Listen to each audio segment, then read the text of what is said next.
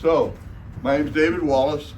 I got involved with this history stuff about 5 years ago. Jimmy Lovell asked me one day what I knew about Weir history, and I've been doing this since then. So, let's go back here. I did this. I did a presentation here 2 years ago, or is it 2 years ago? And at that time, I told you about my grandparents. This is my grandfather, my grandmother, and my grandfather was a coal miner in Weir. He had his own little dinky mine. I remember it told me stories about, we didn't have a mule, we had a donkey. And that donkey worked in the mines in the winter and worked in the fields in the summer. And so, but my grandmother is the history I'm more interested in for a lot of reasons, but she was a Wallace as well. I've checked the genealogy, they were not related. But her father was from Bone Hill, Scotland, in the same area where William Wallace hung out. And if there was more known about William Wallace, somebody might be related to him, but nobody really can claim to be a descendant of William Wallace. He never had any children. Nobody knew about William Wallace until 300 years after he was dead. A guy wrote a book about him that got very popular, and he became a legend at that time. And so, but our family, through my grandmother, have as good a claim to being a descendant of William Wallace or of his family as anybody. This is my dad, my mom. My oldest sister, Teddy, was born in Parsons. The rest of us were born in San Diego. So, and that's me right here. And my dad never liked coal mining, and he met my mom in Parsons. She worked at Katy Hospital. Katy Hospital was an epileptic ward. They treated epilepsy as a mental illness at the time. And but we went to San Diego. They went to San Diego with their baby Teddy, and the rest of us were born out there. They worked for Ryan Aircraft. My dad did real good. My mom did real good there. They ran the union out there. My dad was president of Local 506 Aircraft and Auto Workers, and he jumped the fence and became the industrial relations manager for Ryan Aircraft in San Diego. Real good job, did real good until the drinking took hold and the divorce and all the things that happened, in life. This is me and my brother. We were together constantly for the first 14 years of my life. That's me, pretty snappy dress right there. Suspenders. So, here we are in West Monroe, Kansas. And nobody knows these guys, but it's just such a cool picture, And it is in West Monroe. And you know this store, don't you, John? The White store? Yeah. The White and this store over here, you knew which ones they were? Andy, there used to be a hardware store. It was actually Walbert Timberlake for a while, Okay. the hardware store. And then if you look, there's like a walkway, and above it, up there at the top of the picture, you can see it says FOE 918. That's the Eagles Hall there in West Monroe. It's tore down now, but it was a 2-story building. It actually had an elevator in it in the back to haul stuff up and down. And there's no American Legion there anymore, so the Fraternal Order of Eagles is the only Yes, the only service club left in West Monroe today. This is Carmen's relatives. Who is this now, Carmen? That's my mother and my aunt in the front seat. That's my aunt Catherine driving, and my mother's on the right to the right of her. And that's my grandfather Sofietti and my grandmother Teresa Sofietti. Your grandmother Teresa Sofietti, okay. Yeah, okay. This is the Battitori family. This is a picture taken in the Broadway Cafe. This is Eddie Battitori. His son Eddie Battitori lives in Girard now. He's probably Carmen's age up there. He's younger than I am. He's younger than you are? About 3 or 4 years. But this was his uncle here, Johnny Battitori. This would be his grandfather, Edward Battitori. And like all of them, he was a miner. He got hurt, and he had to they started this coffee shop, you know, and they did good in the cafe business called the Broadway Cafe. But they went back to, you say they were in Italy on the Austrian border? Yes, they were in Italy. I think the brother got killed over there during Well, this man right here got killed. during World War Yeah. One. This is during the war. They went over there on vacation from here, went back, and the war started and they couldn't come back. And so they were trapped over there. And this young man, Johnny Battatori, that'd be Eddie Battatori and Gerard, his uncle. And it'd be like, his uncle. And this boy was killed by a bomb that went off. That he was trying to get the copper ring off of it. They were trying to get the copper off these unexploded bombs, and he died and exploded that way. And a bomb fell off a truck or something, and Eduardo Battatori was killed that way too. So they both died while they were in Italy during World War One. But the others came back. His wife came back and ran the Broadway Cafe. There's the Broadway Cafe. And this is her in that cafe again. This is the building that's there now. It was the post office for a long time in West Mineral. And that building's there, that's how it looks today. And across the street from it is this building. And John knows this building here because this building is where his mom and dad's bar was, the Mineral Inn. What do you tell us about that, John? Well, being we're in Columbus, I'll tell the story. It's a district fair that the flyer they got on the side there was in the paper.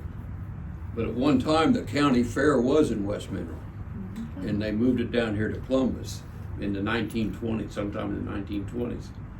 So then the Mineral kept having the district fair up until probably the mid-50s, and then they quit having that. But the folks who, you can see where the Budweiser sign, that's where my parents had their tavern. And then the sign past that is Annie Godin's Cafe. And she was there for many years. And then where the awning stops, that was a barbershop. Pete Kaido had a barbershop in there for years before he moved to Scammon. And that building's still standing, right there. Still standing there on, is that, that's not Lyle, is it? What is that street? That Main Street they call it, or? Colon? But anyway. This is the old jail. Looks like a jail. I went around town one day looking for it. It's not there anymore. This is Mary Ann Martin's grandfather. That'd be Lawrence Perello. Lawrence Perello. And this marking down here, Mary Ann and her sister marked on this thing. She's just embarrassed and ashamed. They marked all over this. And nobody knows these people, but I always put it up here because it is in West Mineral. It's in Mineral. It's gone through several names. You know, there was actually, it was just Mineral. And then there was a place, and then out a mile east on what is now 40th Street, they started a town of East Mineral. And so they were calling it Eastwood, and then West Mineral got its name later. But this is one of many grocery stores in West Mineral, in Mineral. And I can't tell you whether it was in East, West, or where exactly it was. And this is another one. I think I've got the name wrong on that. And really, for how much information we have about these, it just will be unknown. Another unknown store. This is Lyle Street. Looked like it was gravel. This is a big store there, that Smith Mercantile Company. This is the corner of Lyle and Main, or Lyle and McClung around the other, okay, yeah, this is Lyle and McClung. And the map here that she's got will show you, if you want to take a look at it when we get down here, and it shows where that is. And this was a big store, they had everything. But I'm always interested to know they had dynamite. Everybody had dynamite then. You could go to a hardware store and buy dynamite. Is that a 4th of July parade in 1913, something It like says that? 1914 on here, but I've had people still insist it was Yeah, 13. if you look in there, there's not a motorized vehicle in that picture.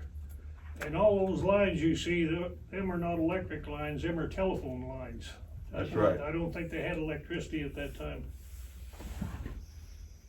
I see the track down the middle, was that like a trolley system? or- Absolutely. Street, Yeah. I include this one here. I didn't tell about my grandmother's brother who died in the mines. He was a member of the AOUW. The AOUW was sort of a precursor to the unions, and it was more of an insurance company.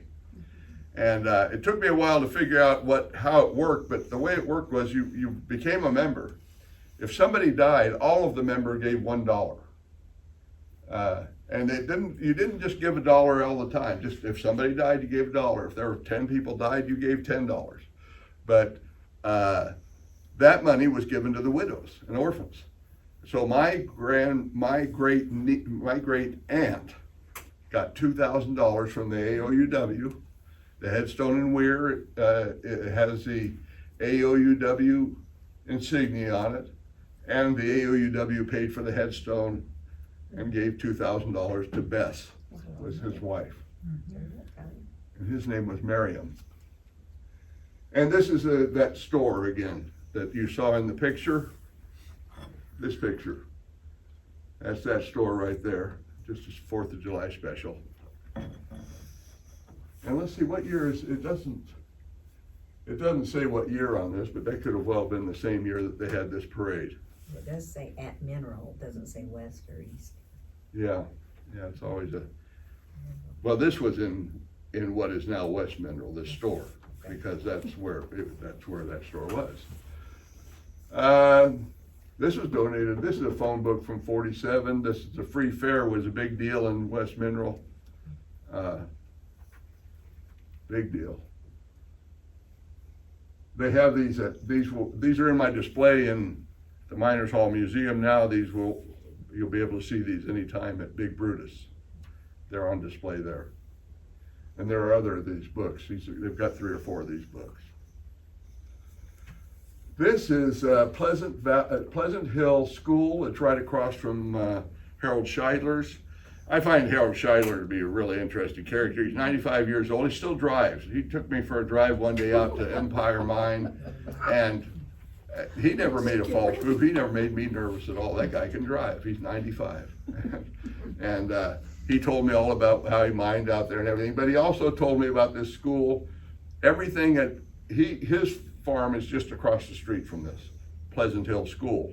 His grandfather got that land there, about 160 acres he had there, and he had certified goats, and he had milk, and he had eggs, and he made butter and cream, and he went to Mineral with his goods every week or every few days and sold milk and eggs and cream in Mineral. And Harold will tell you about him. He was really quite a guy. That video I did that you watched, he tells about his grandfather.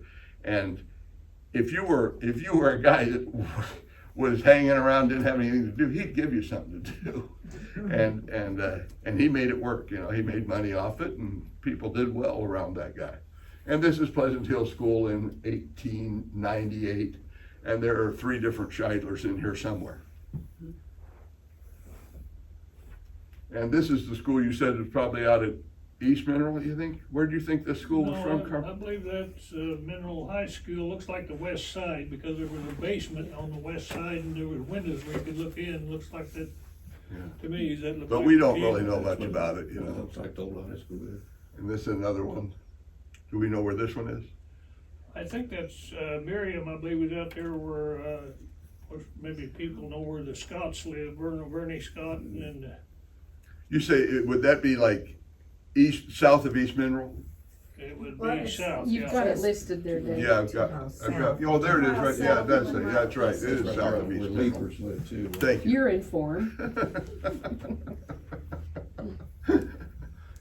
This was a baseball team. We found some of these pictures. I've just got the pictures, and I got them from Ella's book that said they were Mineral. Other than that, I don't know anything about it. But it's a baseball picture. I mean, baseball. You can't beat that. The history of baseball is interesting in this area. Baseball took up here. The local merchants would put a bunch of guys in uniform, put them out on a field, and they would go with them. If you had a team here in Columbus, you would take it to Pittsburgh. You'd take your team up there and you'd go with them, and you'd meet the businessmen in Pittsburgh. It was a business opportunity. It was a networking thing, with baseball. And they'd come to your game, they'd come and you'd talk business in the stands. You'd show them, we have a notary public, we have banks, we have insurance, we have a grain elevator, we have whatever it is, services you have. And that was all discussed and put forward at the baseball games. This MKT, classic coal mine with the tipple, the screed, the tracks under there with the different grades of coal going in, different sizes. And here's this is the Crescent mine. This was right downtown. We're just a block from where Carmen lives now. Yeah, Angelo in an interview he did, he said there was 450 men worked at that mine. That mine isn't in the city of Mineral. The city of Mineral surrounds it on 3 sides.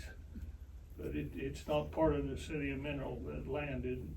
Did they even at that time save some tax money by doing it that way? I have no idea. Huh. And then there's the depot, and this was standing. You saw this building. Yeah, I've been in that depot several times.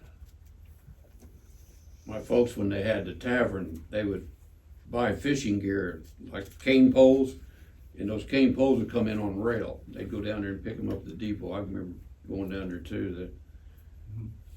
And the billing agent for P&M Coal, they would build the cars and they would talk back and forth over the 2-way radio to Mineral Depot and the mine. They also weighed the coal there. The folks at the presentation up at the Miners Hall Museum talked about this man that's in the cage there at the bank. And what a guy he was. He was mayor at one time. He did a lot of things. I'll write it all down someday. But he was a very interesting character. But this is, this safe is at Big Brutus. And this is all from the West Mineral Bank.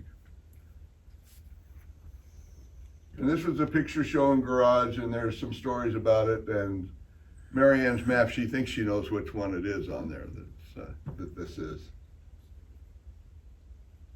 This is the this is the Methodist Church. It's still standing. They have their services, have about 5 people in their congregation now. It's actually a little better shape than that. I think, I don't know, well, yeah, that's a current picture. Yeah, that's it. The Scheidler said that was moved to Mineral from Stone City. It wasn't built in Mineral. That's right, she did say that, that's right. And this one here is the Catholic Immaculate Conception Church, and it was in East Mineral, and it was moved into West Mineral. Yeah, that was right after the war, about 1944, 45, it was moved to West Mineral. And it'd be just south of 102 on 40th. It was on the east side there, is what I remember they said. And the rectory where the preacher lived, that house was moved and is sitting next to the church in Chicopee. There seems to be a lot of connection between Chicopee and West Mineral. A lot of people that lived in West Mineral had come from Chicopee, and vice versa. Six of the men killed in that Stone City disaster were buried out of that church when it was in East Mineral. Yes. Is there a cemetery out there at East Mineral? No, they're all in No. St. Bridget's. Did they move them or what? No, was the no, they question? originally were buried. You say 6 of them were buried where? I don't know where they were buried, but they had the services in the church, in that church Oh, when it was in okay. East Mineral. Oh, I see, have and they were no buried idea at where they St. were Bridget. Oh, yeah. Oh, I forgot, we have an expert on the Stone City disaster. There's Mineral, Kansas, it's a high school. John and his buddies his classmates put together this is Bunch of the little, You know, my 8th grade class, we do things together. There was 10 of us graduated from West Mineral, and that's awesome stuff there. That letter that says 32 on it, that was my dad's football letter from West Mineral. is this trophy case donated by what? 8th grade class of 64? Is Yes. that you? Yeah, that's us. That's You're nice. right at you're my age. Yeah. They do lots. 74. You're The 73 flag or in front of the 74. fire Yeah, station, the They guys did that. Yeah, the flagpole. I lived by the old Mineral High School for a few years, and the old flagpole fell down, and I actually went over and I stole the top of the flagpole before somebody else stole it. You, And I carried you that- saved it. You saved it so it didn't get stolen. That's right. You And stole it so it carried didn't get I stolen. carried that around for years, and we finally, if that first picture showed the fire station. Oh, and that's way And back. that flagpole, the top of that flagpole is the old ball from the Mineral High School. Our 8th grade class put that up for the city there. So here's Carmen's mother right here. That was when she was a sophomore. She was in the first graduating class in West Mineral, which was 1925. And I think on the ball, doesn't it say 22, 23? 22, 23 is the So year. she would have been a sophomore at that time. And they beat everybody but Foxtown. And She said they couldn't ever beat Foxtown, and I guess they had a real good girls basketball team. So nice outfits. I like them. I was And looking the at more- the Oh, shoes, yeah. those The are shoes pretty are unique, outstanding. Those shoes. Pretty dressed That up. little gal on the bottom there, it's Battalion, Lily Battalion. Oh, so this is Emma Sofietti. She went to Chicago and met Frank Boccia. She had to come home when her dad got sick to help her mom with the store. And after her dad died, what was Frank Sofietti? No, Frank. Mike Sofietti, when he died, they took over the store and renamed it Boccia Grocery, with her and her husband ran it. And that's where Carmen was raised, in that store. And this is out of this magazine right here, True West. Marianne Martin showed me an article in here, and so I got online and looked for this and found this magazine. And you know, I just like the wording, the story that's told here. Let's see here. It's on page 38, I believe. It's somewhere here. I could read it right off the screen, but there's I just want to read the first couple paragraphs because it's pretty good. Emma Boccia's eyes danced when she talked of doing the same as a child in the early 1900s in the southeast Kansas mining town of West Mineral. It mattered little that the grocer's daughter was but a child. To the bachelors in the dance hall, the bright-eyed redhead afforded them a partner where there might have been none. I loved to dance, Emma recalls. I was not allowed out after dark. There were so many saloons, but I slipped out anyway. It was fun. I had no sense of danger. The men came from Europe, Italy, Belgium, Ireland, Scotland, Austria, Yugoslavia, Hungary. They came to work the mines to get good money, paid by the many mining companies. They spoke different languages, yet they communicated. Given names were replaced with nicknames that suited a distinctive characteristic. If a man were crippled, he was likely to be called Cripple. Emma remembered. No one seemed to take offense at the label assigned him. The southeast Kansas area itself became known as the Little Balkans because so many of the immigrants were from the Balkan Peninsula. I just, yeah, that's just, you know, amazing the way things were at that time. It gives you a feel of something, the way they related to each other.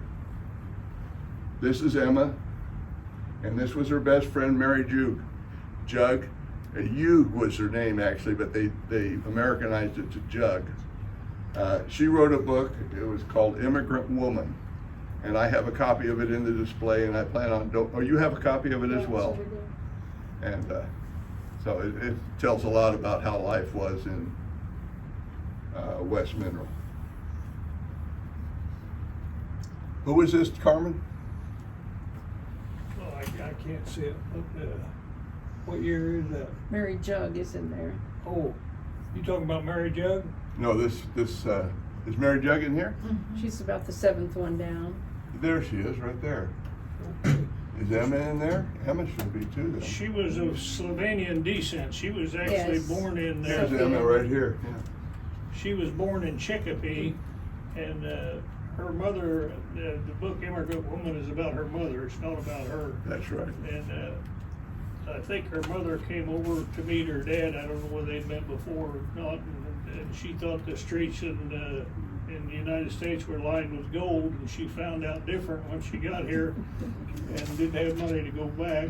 So, Had to make the best of it. yeah, and they moved to East Mineral when she was 1 year old.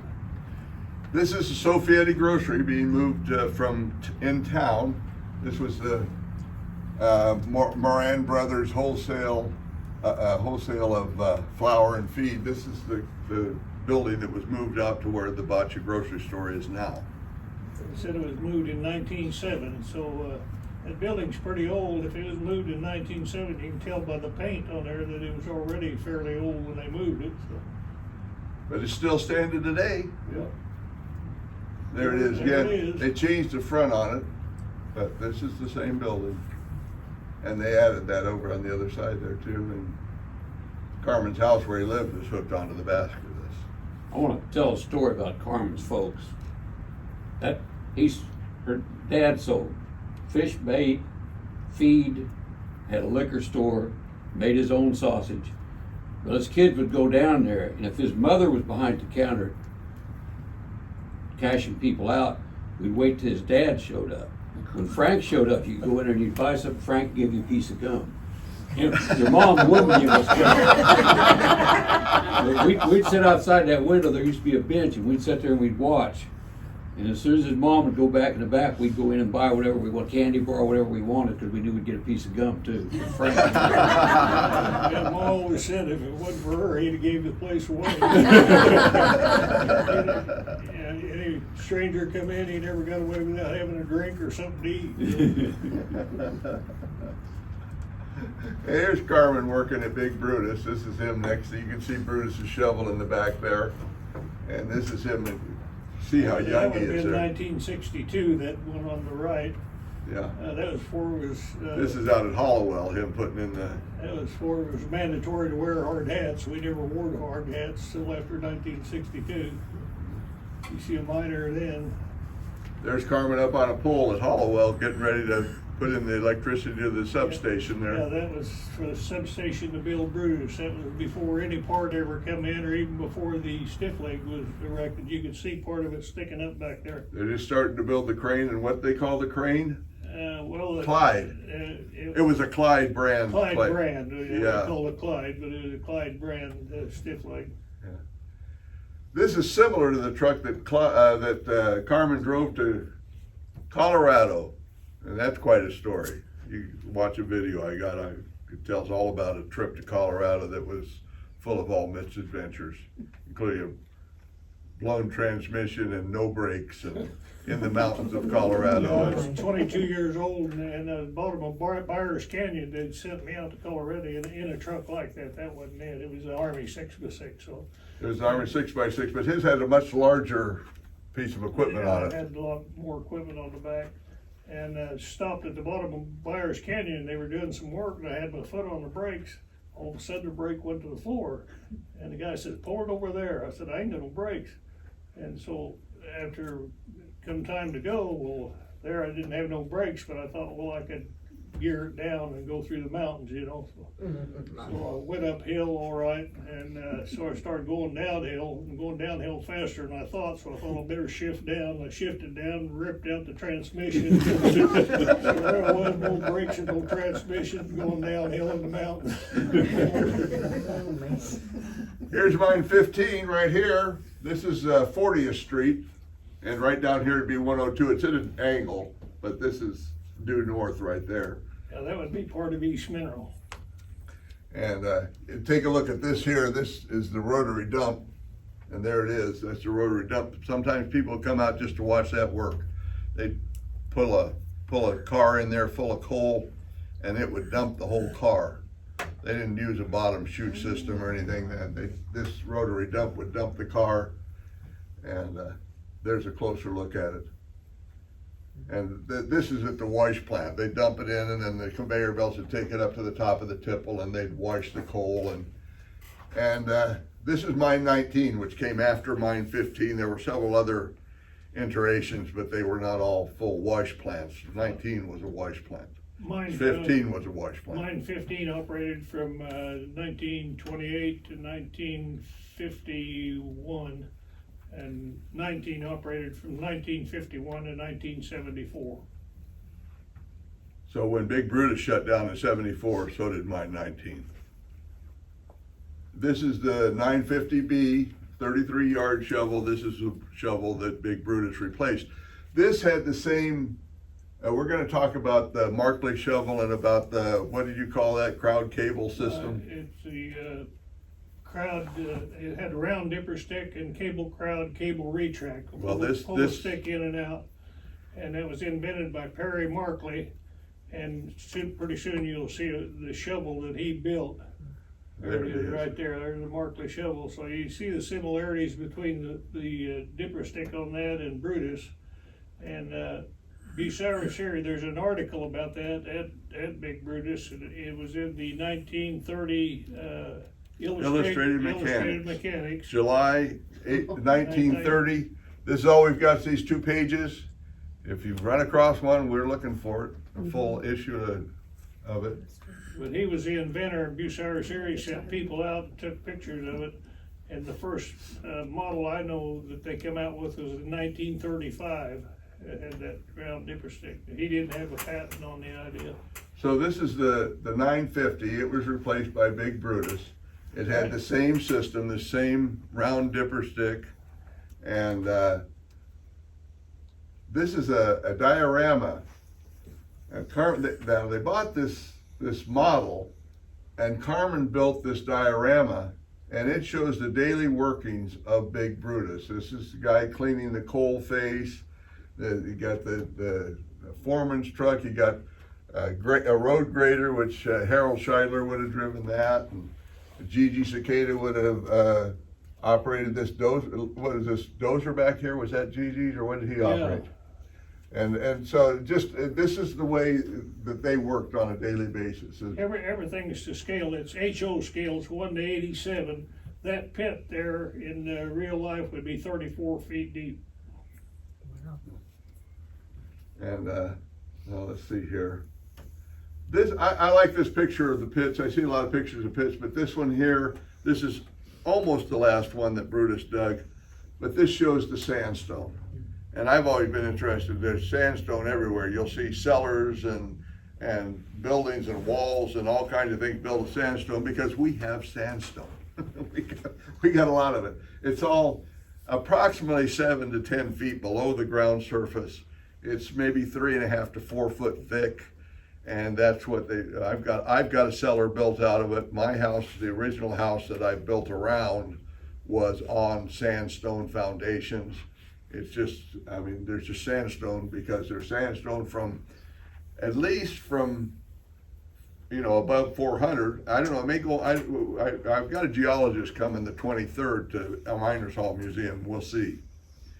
He might know how far that sandstone goes. I know it goes all the way to Veneta because I had a man at Big Brutus tell me he was in the limestone business and they had that layer of sandstone down there too. I was raised in a 100-year-old farmhouse, and at the time it had a cellar, and I know it was stone. It was not lime.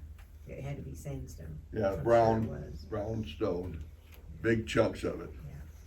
The joke I always hear when they see, I have a big chunk of it over the doorway of my cellar. It's about 10 foot long like this. And 2 different farmers come up to me that day and looked at it. They were all visiting the house. They come up and said, it'd take 2 guys to lift that. That's your farm humor. So I have a question then. When you say sandstone, was that Because it was put there, or was it dug out? Yeah, see this here? Yeah, That's naturally occurring in here. yeah. Geologic, there were dust storms in this area for millions of years, and it built up into this sandstone. And that's where we get it. Whenever they mined, whenever they strip mined, whatever area they dug, they run in. If you're gonna dig down 7 feet below your house where you live, if you live in this county, you're gonna run into that stone. So like your cellar, it was natural, nobody brought it in? Well, I don't know. I Oh, mean, I okay. wasn't alive at the time. It was my grandparents' Yeah. farmhouse. Okay. I But just they built remember it from the being in it. sandstone that had been mined through strip mining or from mining. Okay. But I know we had a coal furnace, and Yeah. I remember shoveling coal to help. I have a So- 16-foot hand-dug brick-lined well that was on my property when I moved there. It had cement top on it, about 10 by 12 foot. And in that well, they say that well works because the water travels either, I don't know if it travels on top of the sandstone, but it's because the sandstone is there that well actually works.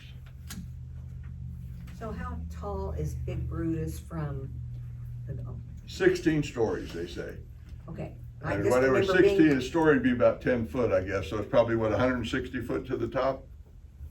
What are you talking about? Big Brutus, how tall is it up to the top of the boom? 160 feet, 160 that's feet. on low jack, it's on low jack now, if you jacked it up, it'd be 5 foot taller. okay, I don't remember how, it's been about 20-some years ago. That's probably This is 30. really unique, this Markley Yeah, shovel, Big you know, to think Very it was high invented and built, before it was the- built about 3.5 miles from Mineral, northwest of Mineral, on a farm during the 1920s, on a farm with no electricity. Perry Markley built this, his own design. He was not educated. He was not an engineer. He's not a draftsman. He just, in his own mind, came up, he was mining. He built several shovels of different kinds, and he came up with this design. One thing about this here, I wanted you to see, this is how they placed it here at Big Brutus. And this staircase that goes up so you can look inside of it was donated by John Parsons of Mid-America Pipe.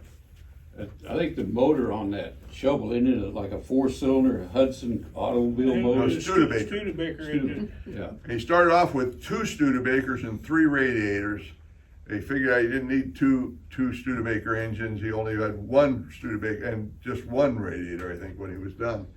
I think This it- is, well, this just showed the 2 together so you can see that they are the same design.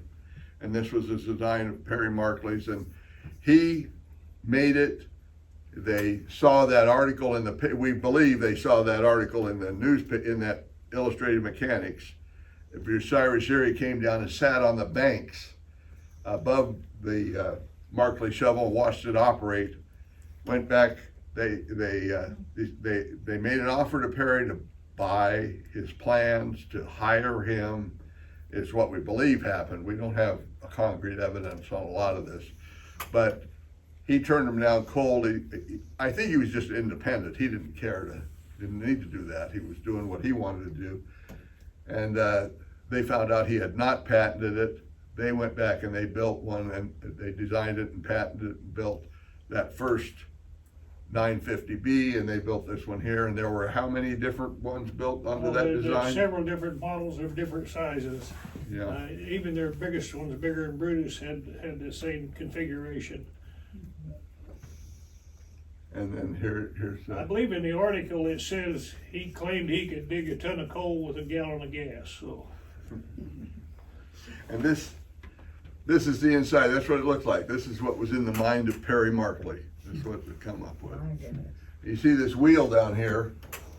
This is the wheel that they used to turn the whole machine around, and then they threw a pin in there, and that's how they used to motivate the tracks Yeah, forward. he could, it was a swing, it powered the swing and also the crawlers. You locked the top and the bottom together, and then that went down directly to the crawlers, and you probably got the picture of the chain drive. There it is. This is it, rocks with that chain, that log chain motivated this My thing. goodness. Let's see, and there's the seat. It doesn't, even if you put the covering on that. Not comfortable? I don't think so. That I don't think it was built for comfort. It had set in the field up there for 50 or more years. I remember going out there when I was a kid. That was the last time I'd seen it till we brought it to Brutus. This is the view from Brutus's operators, and it's just so much prettier now since they've straightened out all in front of it. They took down, there was a big bank out in front of it, and they took it all down. And made more camping area out there and made the water, the beach, sort of like a beach down there next to the pit, a lot prettier and a lot more inviting for their guests, you know, to camp out. And they've got a fire pit down there now over here on the right. I went up there, I hadn't been up there in a couple of years. I went up there and I went, wow, look at that. And I took this picture. This is the inside. Looks like a ballroom, big. This is right here at the bottom is where the motors sat. What were they, the crowd? Yeah, we're getting replica motors built now. We've got 2 of them built, and boy, they're fantastic. Can't wait to get them up in there. Yeah. It would be our long-term goal to get everything put back, either replica or the original, you know. And that would be 28 units, so we've got 2, so we got 26 to go. But as big as that looks in that picture, it is that big inside. It is a big, big area. This here's the crawlers. And each one of these pads weighs 2,000 pounds. Each one of these pins that holds the pads together weighs 75 pounds.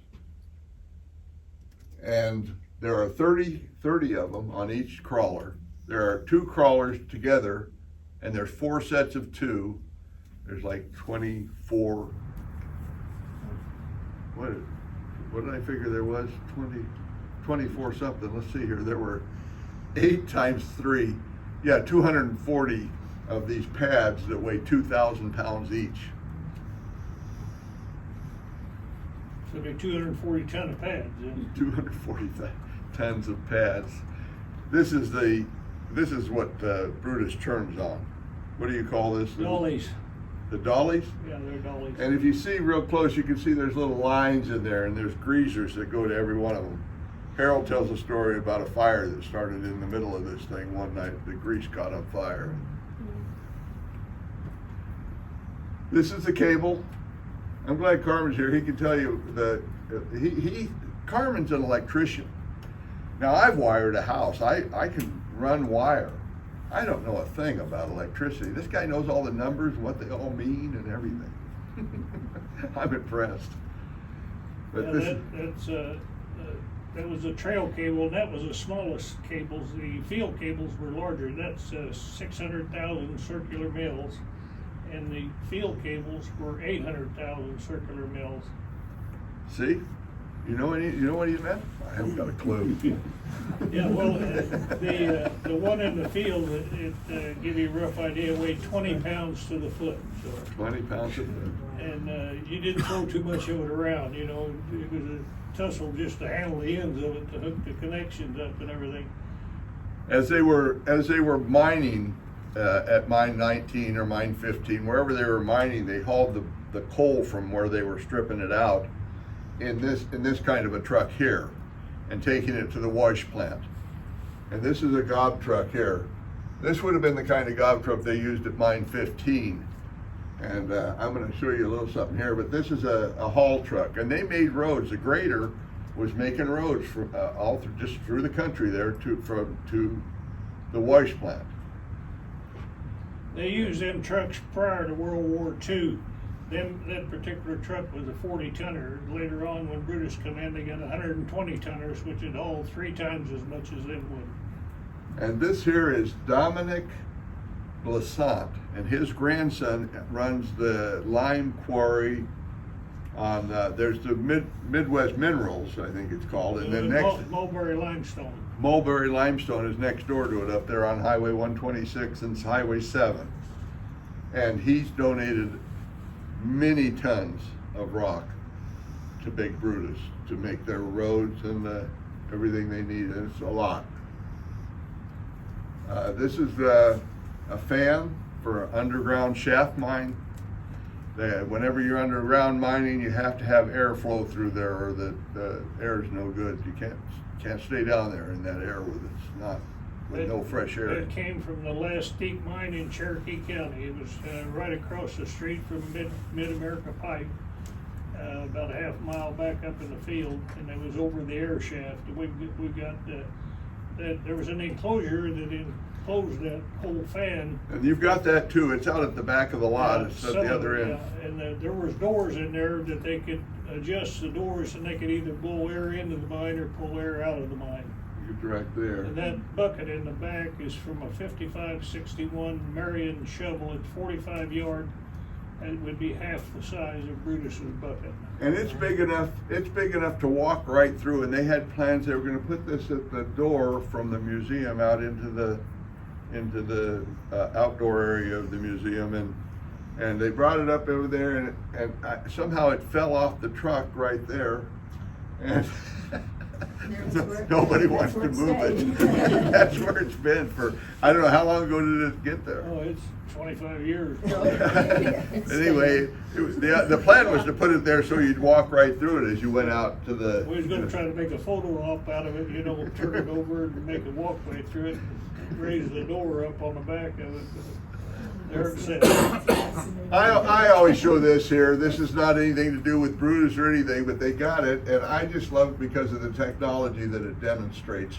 This is a diesel engine out of like a Caterpillar. And this here is a starter engine. You'll see here there's two little spark plugs right there. This is a gas engine, and it hooks up to the flywheel over here. You start this up. They have a lot of them that you pull started them like a mower. You've seen that thing where you wrap a thing around or start an engine. Well, this has a thing here that you would hook probably your pneumatic, probably compressed air drill. You would hook up to this, and this would start this engine. Then this engine there's several levers here, and you would hook it into the flywheel over here. And depending on how cold it was and how good your fuel was, you had to get this engine hot before it would run on its own. It won't. Diesel engines run on heat and compression. There's no spark plug or anything in a diesel engine. It gets compressed and hot, it explodes, creates your combustion. And sometimes it took quite a while to get an engine hot enough to run. So this thing sometimes would run, it wasn't uncommon to run at 5-10 minutes on a regular day. But if it's cold out, they could run it for an hour and then they'd shut it off, and sometimes the thing would stall out and they'd have to do it again, get it going. And that's where I think the tradition started with truck drivers who just leave their diesels running all the time, because diesels run on heat. This is Star Cemetery. It's on 70th, West 70th Street, west of Big Brutus a mile.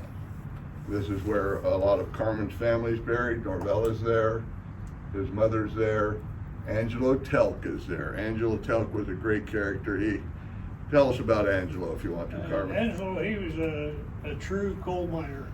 And I think him and his dad came to West Mineral from Wyoming, and I believe they got here on the day that the Frontenac explosion was, whatever that was. It was some big explosion. 1888 1888. in November. Okay, well, he was born, so it must have been another explosion, because he was born 1899. 1899. So Yeah. he was a year younger than my dad did.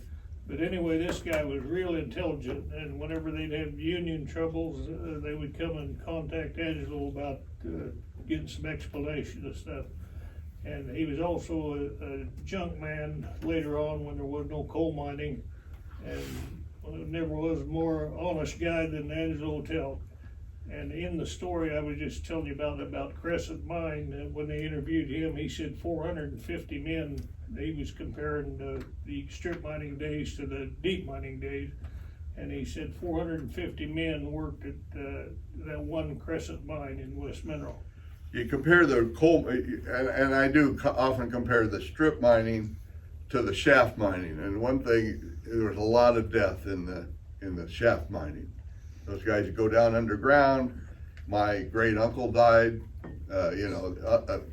everyone that's got a history in coal mining has a relative who died in the mines. It was a common thing. In the 11 years that Big Brutus operated, 2 men died. You know, it's just a whole different kind of mining. You were talking about nicknames when you first started. Angelo had a nickname, they called him Pick Handle. And the story always goes that he got the name Pick Handle because his dad sent him to town to buy some pick handles. Well, the salesman had some crooked pick handles there. He said, I'll sell you these cheaper. And he said, then you can have some candy. So he took some candy and those crooked pick handles back to his dad. And supposedly his dad beat him with one of those pick handles. And that was always the story I heard. He always went by pick handle, or everybody called him pick handle. You guys talk about him, but the one thing that always comes through is everybody loved Angelo Telk, and Angelo Telk was just a great guy. They all loved him. When we were under 18, of course, at 18 back then you could drink 3-2 beer. A bunch of us would get together and we'd gather junk, take it to Angelo on a Sunday, and he'd buy that junk from us on a Sunday in metal, and we'd go to Mike Parese's and have dinner there and drink beer. And well, we thought that was the best thing in the world. There'd be 3 or 4 of us, and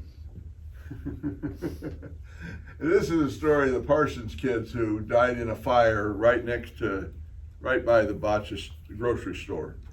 Now, that was on a Sunday, and it was during World War II, because it was January 28th, 1945, and we were getting ready to eat lunch, and we heard some yelling, and it was it would have been their uncle or grandfather, probably their grandfather, come to get my dad, said the house was on fire. The mother had went to church, and the grandfather was staying with the Parsons at that time, and he was getting ready to cook dinner, or he was cooking dinner, and something happened. I don't know what happened, but my dad run in the house, and he couldn't do anything. You know, he could have lost his life too, and he had to come back out. And people started coming when they knew there was a fire, and were knocking the windows out, feeling for the kids. And boy, when you let air get into the fire, it was woof. And who was it? Was it Joanne, or was it her mother that told the mother about the kids? Went and got her and told her about It was me and Ted Parsons. You and Ted Parsons that went and told her. The we- mother was at someplace. She had went to church. It was Oh, on Sunday. It was Sunday. Yeah, she had went to church with the oldest daughter, June Marie, and they were at the Methodist church, and me and Ted went looking for her, and we found her. And you can see this is the Star Cemetery. It's on a hill, and you can see Brutus in the background, 1 mile west of Big Brutus. This is Mid-America Pipe. I just wanted to show you this. This is a big company. It's not in West Monroe. It's in Roseland or Corona. I guess Monte Carlo. Monte Carlo. Monte Carlo was it? Yeah. This is a big company. They sell pipe all over the United States to big water companies. And John Parsons, he's the one that remodeled the Gay Parita, and he put a lot of money into it, a lot of hard work and time, and put his soul into that His thing. dad, Roll Parsons, was a founder. He's a graduate of West Mineral High School. So I says, John, how are you ever going to get your money out of it? He says, I'm not ever going to get my money. I didn't do it to get my money out of it. He had the money. He didn't want the money. He wanted the Gay Parita, and he got it. And the place looks great. Yeah, a lot of you have already been there. This is what it looked like before he started. The windows all boarded up. I imagine he replaced 20% of this wood on the outside was replaced. See, he put all new wood on the front there, all new wood, all new windows throughout, cement, asphalt, did a beautiful job on it. And he named it what he wanted to, so he paid for the sign, he can put whatever he wanted on it, I guess. Yes, really nice. There's the inside, how pretty. See these benches? Lots of work, lots of man hours on these benches. A lot of them they redid the ones that were there, that they had the parts for, and built them back up, sanded them all down, painted them all up, and where they were short, they built new ones. Heart of the Heartlands, at Corona, that's down there just south of the Gay Parida. John paid for this step. He built those steps for him. He also built another set of steps. All the Gay Parida, the Heart of the Heartlands, the Big Brutus. If there's anything they need, and John can do it, he does it. But I've always sort of thought of John as a guy, you know, when all you got's a hammer, everything's a nail. Well, John's a steel man, and if he got a problem, he solves it with steel. This is the Fidelity Coal Company. We're now in Stone City. And this is the company that started the mine where the accident was. They did not own the mine at the time of the accident. They'd already sold it to The Mayer Company. the Mayer Company, and yeah. And there's all that's left of that building. Whoops, what did I do? Okay, here. See that building right there? That's right on 40th. It's a mile and 3/4 north of 102 on the west side. And so now this is there. That's all that's left of it. That's the vault from that store and offices of Fidelity Coal. Here's the accident. If you want to know anything about the accident, ask Ella. She wrote the book. She's got it over here. 20 men died. It was caused when there was what do they call it? A coal shot or something they call it? Mm-hmm. And instead of blowing the coal, breaking the coal up and breaking it out on the floor where they could harvest it, it blew a flame back out the hole. If you make the hole too deep and not enough charge or whatever, it won't break up the coal. It'll just shoot a fire back out the hole. And at the time, the guy that was in that room, his stock of powder and different was right there close by. And that fire coming out ignited that powder. It blew, and then you had fire and smoke throughout the area, and those who weren't burned to death were suffocated and then, so 20 men died. Was it 20 or 26? I've always heard 26. That's 20. 20? She knows. Do you have the names of them? Sure do. Were there 3 Windsors in there? They sure was. Okay, Father and 2 the sons. story I got, there was 3 Windsors. There was 2 brothers and a father. Yes. And the widow got $900 for the 3. Yeah, she didn't get much. And it took her a while to get it. Yeah. Not like they just up and gave it to her. This is, we think this is mine number 9. We're not sure really what we got, but this is what that mine looked like where the explosion was in Stone City. This is on Northwest 40th Street, north of 102. This is would you call this a gob pile, or would you call this not a gob pile? What is this? Refuse pile. Yeah. This is It's, what's it's left a- behind from. Is that the one in East Mineral? Mhm. Yes, it is. It's on Okay, 40th. yeah, that would be, they call it 1/4x0. And then here's the other one. This is right on the corner of 102 and 40th. This is some of the worst environmental degradation I've seen in the county. Back on that mine disaster, I've heard 26, but they all didn't die in the explosion. Maybe 20 died in the explosion. Yeah, and 20 died in the explosion. and there 6 was- died after, or something like that. Yes. Oh, well, you get to be right anyway, Carmen. That's cool. We all like to be Quite a right. few injured. Yeah, there were guys that died later that they attributed to the. Yeah. to Died from the explosion, accident. but they didn't die. They died after. Because they didn't have, we were talking to, this was in 1916, and the one in Frontenac earlier, they didn't have oxygen. When these guys come up, there was nothing to treat them with. Even in 1916, there was no Yeah. oxygen to help bring them The around one and in help them Frontenac was in survive. 1800, I think. 1880 some of them. Yeah, yeah. Yeah. And I wanted to show you this. This is Cokedale. These are the coke ovens here. They were lined with brick, and they put it was actually a complete circle with a lid on it. I don't know how they loaded it and unloaded, but it was very labor intensive. And this is how they made coke, which is like a charcoal made of coal. And this charcoal was used for high heat. They could make steel with it and stuff. And it was made a much harder fire than coal. And Cokedale ran until about 1908 about then. But anyway, shortly after that, Cokedale was gone. It just slowly disappeared. Not too slowly, it rapidly disappeared. Cokedale was kind of gone. And this is what's there. This is actually what's there. It's harder. When I got these pictures 4 years ago, I could walk in there and get these. Now it's so overgrown, I can't even get this close. And you can't even see them hardly. There were as many as 30 of these ovens there. But what happened was that this was a very labor-intensive operation. They actually just came up with a better way to make coke. It was less labor-intensive and more efficient, and so this way of making it disappeared. This is the LaRue Cemetery, and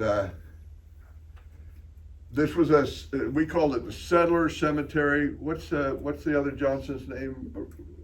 Randy. Randy Johnson takes care of it. He just of his own accord has come and mowed this place and put up these white stakes and taking care of it, him and his wife, for the last many years. And this was some settlers that came through, got sick, stopped here, and over the course of a couple of years all died here. But I had a number of headstones, but I say this one here, his toils are past, his work is done, and he is fully blessed. He fought the fight, the victory won, and entered into rest.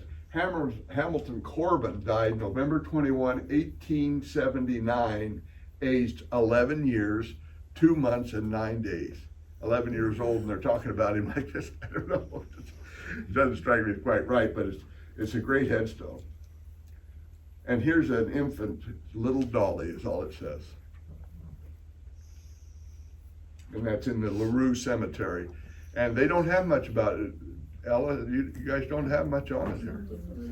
And there's lots of cemeteries out between here and West Mineral, and from West Mineral over to Oswego and all, and there's probably 15 cemeteries around different places where there were churches or little coal camps, and they're all but forgotten. But the cemeteries are there, and some of them being cared for, still being mowed and such.